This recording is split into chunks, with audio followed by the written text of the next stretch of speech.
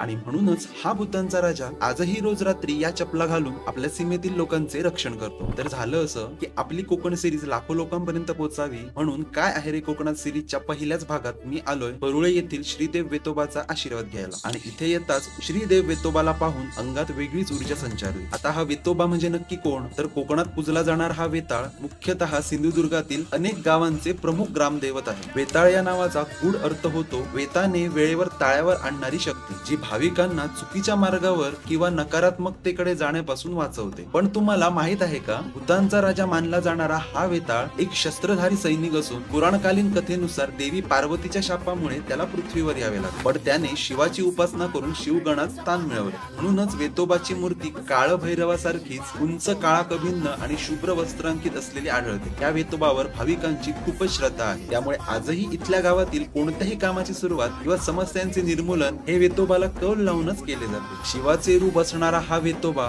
गावाच्या रक्षणासाठी आजही रात्री गस्त घालतो, त्यामुळे त्याची पादत्राणे झिजतात। म्हणून वेतोबाला नवस म्हणून चामड्याची पादत्राणे वाहण्याची देखील प्रथा आहे। तर मंडळी, आपणही या प्रेरित करणाऱ्या अलौकिक शक्तीला नमन करूया आणि बोलूया ओम नमः पराय शिवात्मने वेताळाय नमः।